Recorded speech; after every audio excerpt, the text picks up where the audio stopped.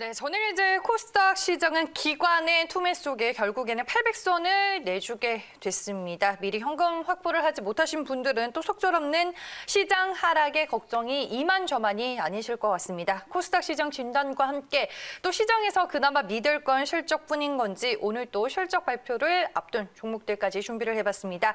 어김없이 두 분과 함께하겠습니다. 이베스트 투자증권 이비즈 영업팀의 염승환 차장 그리고 펠리즈 투자 리서치 김민수 대표와 함께합니다. 안녕하세요. 네, 한숨이 절로 나오는 시장입니다. 시장이 좋지 않을 거는 뭐 알고는 있었지만 어제 또 코스닥 시장이 결국에는 무너져 버리니까 이게 걱정이 뭐 앞설 수밖에 없더라고요, 차장님. 네, 그러니까 지금 네. 뭐 사실 유일하게 지금 전 세계에서 코스닥은 그냥 따로 논다고 생각하시면 네. 될 것 같아요. 그냥 뭐 미국 증시나 코스피는 아무 상관이 없고요. 지금 이제 뭐 다들 아시겠지만 이제 대주주 연말에 이제 매도 물량이 좀 나오지 않을까, 이 회피성 물량에 대한 이제 우려감이 커지고 있는데 실제로 개인 투자분들이 지금 바로 매도를 하는 게 아니고 개인들은 오히려 지금 계속 사고 있습니다. 근데 기관 투자들이 먼저 이제 선제적으로 주식 비중을 좀 줄이는 그런 모습들이 나오고 있고, 일부 이제 코스닥 벤처펀드나 이런 데서 좀 계속 좀 물량을 좀 내놓고 있다라고 하는데, 그러면서 어제도 보니까 제가 투신권 자금 동향을 보니까 그 물량을 팔아가지고 코스피로 이동을 하고 있더라고요. 그래서 어제 코스피 쪽에서는 투신들의 매수가 오히려 들어왔고, 코스닥은 그냥 이제 속절없이 기관 매도에 당해버리는 그런 모습들이 좀 나왔는데, 일단 이제 연말을 앞두고 이제 이 양도 차익 과세에 대한 이제 대상에 대한 지금 논란들이 빨리 해소가 좀 돼야 될 것 같아요. 그러니까 이게 지금 3억 원이다, 뭐 5억 원이다, 10억 원이다, 뭐 각각 또 뭐 민주당이나 뭐 이런 아니면 야당이나 뭐 또 정부 입장이 너무나 다르기 때문에 지긋지긋하네요, 정말 이제는. 투자들의 혼선도 좀 크고 네. 뭔가 누군가가 좀 나서서 좀 확실하게 좀 가이드라인을 제시를 해줘야 될 것 같습니다. 이게 불확실성이라는 게 계속 증폭되면 누구든 투자를 안 하려고 하거든요. 그러니까 내가 먼저 뭐 굳이 살 이유가 있냐, 이렇게 좀 어차피 물량 나올 거 좀 기다려보자. 그런데 기관 투자도 이제 먼저 선제적으로 매도를 하다 보니까 속절없이 무너지고 있습니다. 그래서 지금 뭐 기업 가치가 뭐 사실상 뭐 의미가 없는 그냥 수급에 의해서 존재하는 흐름인데, 항상 이게 좀 뭐 저도 이런 말씀드리기 좀 그렇지만 항상 짜증이 나는 게 네. 4분기마다 매년 반복이 되거든요. 그러니까 이게 사실은 이게 비정상적인 거잖아요. 어떻게 보면 굉장히 좀 비정상적인 흐름이 매년 지난 한 5, 6년 동안 이어져 이고 온 상황인데, 올해는 이제 더욱더 이게 기승을 부리지 않을까, 이런 우려감들이 있는 것 같습니다. 어쨌든 뭐 거두절미하고 지금 어떻게 해야 되느냐, 이게 더 중요할 것 같긴 한데, 일단 이제 증시가 좀 어쨌든 돌리려면 기관들이 일단 먼저 던져버렸거든요. 그래서 기관들 매도가 일단 줄긴 줄여야 될 것 같아요. 기관들 순매수 전환이나 매도가 일단 축소가 돼야지 지금 코스닥도 좀 어느 정도 좀 반등이 나오지 않을까, 이렇게 생각을 하고 있고요. 지금 하셔야 될 거는 어차피 뭐 신규 매수 하시려는 분들은 좀 천천히 하셔도 될 것 같고, 뭐 물론 좋은 기업이 있다면 분할 매수해도 되겠죠. 이렇게 좀 약간 물린다고 하더라도 좋은 기업이면 내가 좀 선제적으로 분할 매수하겠다, 이건 뭐 나쁜 전략은 아닌 것 같습니다. 어떤 종목을 사느냐, 그게 좀 문제인 것 같고, 네. 그리고 내가 이제 종목을 좀 많이 갖고 있는 분들 같은 경우 여기서 뭐 손절하는 건 저는 의미는 없다고 생각합니다. 어차피 시간이 지나면 더 빠지면 어떡해요, 차장님? 그건 견뎌야 되겠죠. 와. 그거는 본인의 네. 선택이에요. 난 못 견디겠다 하시면 손절하시는 거고, 다만 저는 이 말씀 드리고 싶은 건 항상 이거는 지나가는 이슈입니다. 그래서 12월, 1월 되면 증시는 다 회복이 됐어요. 이건 뭐 항상 매년 반복되는 일이기 때문에 여기서 뭐 손절하실 분들은 하셔야 되겠지만, 저는 개인적으로 손절보다는 뭐 내가 가지고 있는 종목이 네. 뭐 그냥 정말 이상한, 그러니까 앞으로 성장이 없거나 실적이 안 좋으면, 뭐 여러분들이 더 잘하실 거예요. 그런 종목인지 아닌지. 네. 그런 종목이라면 빨리 쳐내셔야 되겠지만, 그게 아니면 저는 좀 계속 보유하는 전략이 좀 필요할 것 같습니다. 지금 상황에서. 네, 알겠습니다. 그러면은 어때요? 뭐 4분기가 이제 뭐 거의 얼마 안 남았잖아요. 이제 거의 올해가 끝이잖아요. 그러면 그때까지는 이런 패턴을 우리가 유지해야 되는 거예요, 대표님?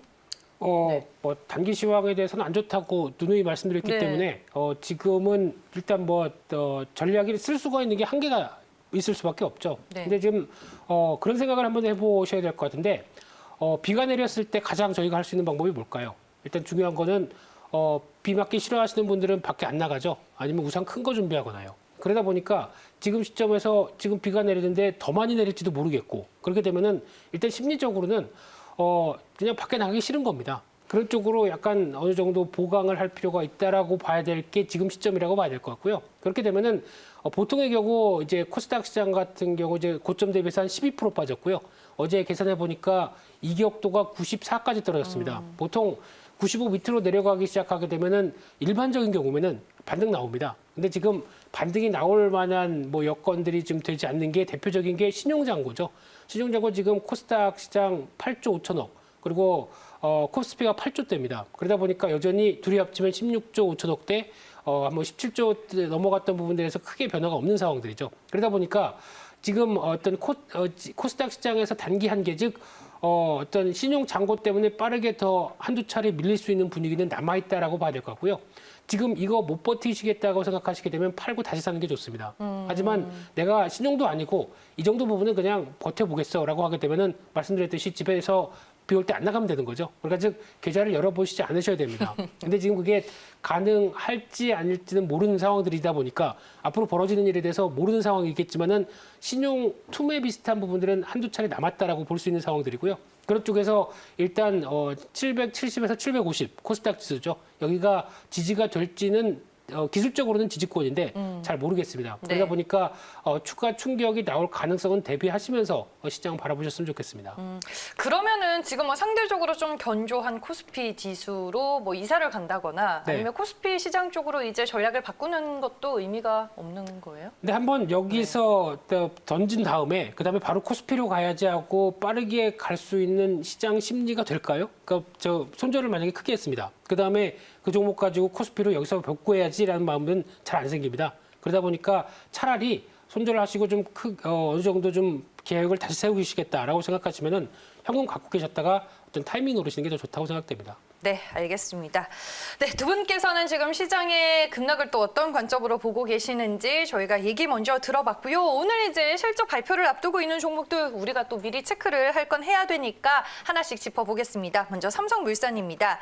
네, 전일 뭐 일제히 시장에서 삼성그룹주들이 또 움직였고요. 삼성물산은 뭐 급등세가 연출이 됐습니다.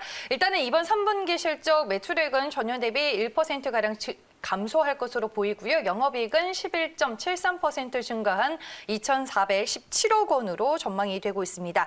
삼성그룹 지배구조 개편과 관련해서 전일 시장에서 또 큰 이슈가 됐고요. 13%대 강세로 마감이 됐습니다.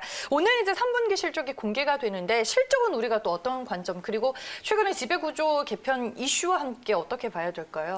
사실 뭐 실적은 거의 뭐 상관이 네. 없다 저는 이렇게 좀 말씀드리고 싶습니다. 거의 영향이 없을 것 같고요. 어차피 네. 지금 이 삼성물산 주가를 지배하는 건 이제 지배구조 이슈, 상속세 문제 이런 것들에 이제 관련돼 가지고 삼성물산이 결국엔 삼성그룹의 지주회사로 이제 결국 부상할 것이다 이런 이제 기대감 때문이거든요. 그래서 실적에 대해서는 뭐 너무 큰 기대도 그다음 뭐 안 좋게 나온다고 해서 뭐 주가가 뭐 급락하거나 그럴 가능성은 좀 낮기 때문에 그런 뭐 지배구조 이슈에 대해서 투자들이 계속해서 이걸 긍정적으로 받아들이면서 뭐 우상향하는 그림이 나올지 아니면 그냥 단기 이벤트로 보고 한번 정리하고 또 꺾였다가 나중에 좀 갈 것인지 여기에 대한 좀 판단이 필요한데 네. 일단 저는 좀 시간이 많이 걸릴 것 같아요. 이게 지배구조 이슈라는 게 뭐 어느 정도 물론 좀 그 삼성그룹도 그 순환출자 고리도 많이 정리를 했기 때문에 어느 정도 진행이 됐는데 이게 완성이 되기 위해서는 시간이 많이 걸리고 그리고 보험업법 개정안이 어쨌든 그게 빨리 통과가 돼야 되거든요. 그래야 이제 거기서부터 출발을 하고 삼성전자 지분도 가져오고 그때부터 이제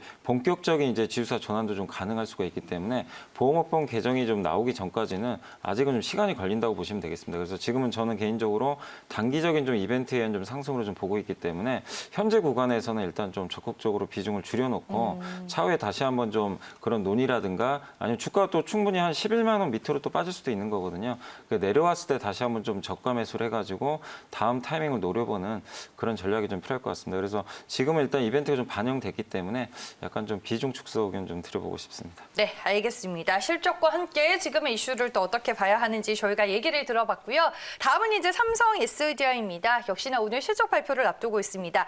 3분기는 실적 성장이 지금 시장에서 전망이 되고 있습니다. 매출액 전년 대비 14.73% 증가할 것으로 추정이 되고 있고요. 영업이익은 23% 증가한 2,048억 원 이상이 됩니다. 뭐 중대형 전지 같은 경우에는 실적 개선이 본격화되고 있고 실적과 지금 핵심 성장 동력 어떻게 봐야 할까요? 삼성 SDI. 네, 일단 오늘 실적 예상보다 잘 나올 가능성은 높다고 생각됩니다. 근데 네. 이 부분이 오히려 또 매물을 불러일으킬 수도 있지 않을까라는 또 안 좋은 죄송합니다. 네, 안 좋은 생각도 살짝 들고 있는데 네. 지금 분위기로 보게 되면 일단 실적 발표하면서 챙겨보셔야 될 게 물론 삼성 SDI는 소형 핸드폰에 들어가는 쪽이 강점이었었죠. 근데 네. 이제 중대형 쪽이 얼만큼 매출 비중이 늘어났고 그에 따른 변화가 얼만큼 나오는지 좀 지켜보셔야 될 것 같고요. 게다가 이제 다음 내년 초면은 이제 하이니켈계 그가 NMCA죠. 이쪽으로 빠르게 바뀔 걸로 생각하고 있는데 그에 따른 어떤 절차나 이런 부분들 조금 더 지켜보셔야 될 걸로 보이고 있는데 하지만 지금은 뭐 다 아시는 거지만 2차 전지 성장하는 거 다 알죠. 그런데 중요한 거는 밸류에이션에 대한 부담도 살짝 들어오고 있는 상황 쪽에서 지금 이제 기술적인 부분들 보게 되면은 그렇게 좋은 성장이고 앞으로 기대가 된다고 하게 되면 어떤 저점이 높아가고 고점도 올라가는 그런 즉 전형적인 패턴이 상승 쪽으로 나와야 되는데 지금 패턴을 보게 되면 고점은 계속 낮아집니다. 거기다가 지금 한 40만 원대 안쪽으로 인해서 지금 어떻게 보면 지진을 하고 있는데 고점이 낮아지고 거래는 확 떨어져 있습니다. 그러면 지금 같은 경우는 일반적인 경우라고 하게 되면 한 40만 원대를 이탈했다가 돌아올 수 있을 가능성도 생각을 해야 되겠죠. 그러다 보니까 지금은 일단 40만 원대 기준으로 밑에서 밀렸을 때 접근하자라는 관점으로 보시는 게 좋을 것 같고요. 지금은 혹시 보유자분들 같으신 경우는 실적 발표 이후에 주가가 좀 재미가 없다라고 하게 되면 살짝 던지셨다가 네. 다시 밑에서 받는 전략들이 좋다고 생각됩니다. 뭐 실적이 좋을 수는 있겠지만 일단은 뭐 선반영이 된 부분도 네. 있으니까 오늘 또 차익 실현 매물을 걱정해야 한다라고 전략까지 함께 봐주셨습니다. 다음은 삼성 SDS입니다. 하반기부터 이제 실적이 정상 궤도에 좀 근접을 하고 있는 종목으로 꼽히고 있습니다. 이번 3분기 매출액은 2조 7,092억 원 예상이 되고 있고요. 영업이익은 전년 대비 7%가량 감소할 것으로 보입니다. 디지털 뉴딜과 우리가 또 함께 볼 수 있는 종목이고 이 종목도 전일 이제 삼성그룹주도가 함께 움직였습니다. 투자 포인트로 볼 만한 부분들이 뭐가 있나요? 일단 뭐 장기적으로는 되게 좋은 뭐 주가는 앞으로 나올 것 같습니다. 이제 삼성그룹이 IT 투자도 좀 많이 확대할 것 같고 네. 또 정부에서 이제 데이터댐이라고 많이들 뭐 들어보셨겠지만 이제 디지털 뉴딜 정책과 관련해 가지고 그런 이제 정부 정책들이 나오고 있기 때문에 그런 면에서 이런 대기업 계열사들이 할 역할들이 굉장히 많이 있거든요. 그래서 그런 면에서 상당히 좀 내년도가 좀 기대되는 기업인데 근데 다만 지금 주가가 갑작스럽게 아까 삼성물산처럼 이제 그 삼성전자 특히 이제 이재용 부회장의 지분이 굉장히 많이 들어간 회사 중에 하나잖아요. 그래서 마치 그 현대글로비스처럼 좀 부각이 되면서 어제 좀 주가가 급등했는데 이 배당도 늘릴 가능성이 있고 또 이재용 부회장 입장에서는 또 상속세 재원으로 삼성 SDS 지분을 좀 팔 수도 있지 않을까 이런 얘기들 많이 나오더라고요. 네. 그렇게 봤을 때는 되도록이면 주가가 올라갈수록 유리를 하겠죠. 그래서 그런 기대감들이 반영되면서 어제 좀 주가가 올랐는데 역시 이것도 사실은 그냥 불확실한 거죠. 이게 진짜로 이렇게 매각을 할지 안 할지 아무도 알 수는 없는 겁니다. 그래서 단지 그런 기대감에 의해서 올라갔기 때문에 전 단기적으로는 사실 이런 뭐 패턴의 기업들은 좀 비중을 줄이시는 게 맞는 것 같고 다만 내년을 보고 그냥 기업 가치 하나만 보고 하시는 분들은 저는 충분히 지금 가격도 매력은 있다라고 생각을 하거든요. 그래서 네. 중장기적으로 보신 분들 홀딩하시고 다만 좀 짧게 트레이딩 하시는 분들은 지금은 좀 올라갈 때 비중 줄이는 게 맞는 것 같습니다. 네, 알겠습니다. 오늘 뭐 삼성그룹주들이 대거 실적을 발표하는 가운데 또 현대제철이 오후 2시에 실적을 공개할 예정입니다. 실적 시장에서는 어떻게 보고 있는지 한번 체크를 해볼게요. 네, 현대제철 매출액 4조 3,517억 원 예상이 되고 있고요. 영업이익 300억 원으로 추정이 됩니다. 최근에 뭐 수소 관련 사업도 크게 부각이 되고 있고 저희가 이 시간을 통해서 또 상당히 많이 다뤄본 종목이기도 합니다. 실적과 수소 경제 또 어떤 관점으로 봐야 될까요? 네, 일단 2분기 실적이 턴어라운드가 확인이 됐고요. 게다가 이제 3분기도 실적 변화가 나올 걸로 기대하고 있는데 특히 이제 지금 두 가지죠. 지금 현대제철을 바라보는 첫 번째는 싸다. 뭐 PBR 0.25, 뭐 철강주가 다 그렇죠. 그러다 네. 보니까 싸다라는 관점과 함께 거기다 이제 자동차 쪽이 잘 나가다 보니까 그에 따른 턴어라운드가 좀 빨리 될 것이다라는 기대감이 높고요. 게다가 또 수소 쪽 같은 경우는 수소차 금속 분리판이라든가 또 부생 수소 쪽이죠. 이쪽에 대해서 모멘텀이 있는 상황이기 때문에 어떤 성장에 대한 모멘텀을 조금씩 보여준다는 관점 쪽에서 다른 철강주보다 좀 더 강하다고 보시면 될 것 같고요. 그런 차원으로 봤을 때 일단은 지금 주가상으로는 좀 멈칫멈칫하죠. 그러다 보니까 혹시나 지금 한 29,000원대 초반 정도, 한 29,500원대 이하 이 정도까지 내려온다라고 하게 되면 일단 비중을 늘리는 단계가 좋겠다고 봐야 될 것 같고요. 지금은 관망입니다. 하지만 밀리면 사자라고 보시면 될 것 같은데 네. 왜냐하면 길게 보게 되면 많이 빠졌죠. 그러다 보니까 돌아가는 흐름들로 봤을 때는 1차로 한 35,000원대 그리고 한 4만 원대 정도까지는 내년 한 상반기 중에는 시도가 나오지 않을까라는 관점 쪽에서 일단은 주목을 하셨으면 좋겠습니다. 네, 알겠습니다. 오늘 실적 발표를 앞둔 종목들 모두 만나봤고요. 마지막으로 이제 관심주를 여쭤볼 타이밍인데 차장님, 뭐 어떤 관점에서 지금 종목을 봐야 될까요? 사실 뭐 지금 바로 오르긴 뭐 종목들이 다 어렵겠지만 그래도 좀 뭐 올해 연말이나 내년까지 본다라면 좀 좋은 기업들 저는 선별하면 좋은 기회 네. 같아서 그런 기업 중에 오늘 그 나이스 평가 정보 좀 말씀 좀 드리고 싶은데 뭐 다들 많이 아실 거예요. 그 신용 평가는 이제 국내 네. 1위 기업이고 이 기업 같은 경우 이제 마이데이터 산업이라고 많이 들어보셨을 텐데 이제 앞으로 이제 가명 정보를 이용해서 이런 데이터들을 뭐 금융기관이나 기업체에 판매를 할 수도 있습니다. 그래서 이런 이제 많은 빅데이터를 가지고 있는 기업이기 때문에 상당한 앞으로 좀 매출 성장이 나올 것 같습니다. 그래서 그런 이제 막혀 있었던 부분들에서 앞으로 이제 성장이 좀 나올 수 있는 그런 기업으로 좀 바뀌고 있기 때문에 상당히 좀 긍정적이고요. 다만 지금 이제 주가 차트 보시면 주가는 뭐 당연히 좀 최근에 코스닥 지수 좀 약세 때문에 좀 빠지고 있지만 상대적으로 뭐 경기에 민감하거나 그런 구조도 아니고 시장 영향을 그렇게 크게 받는 기업은 아니니까 좀 안정적으로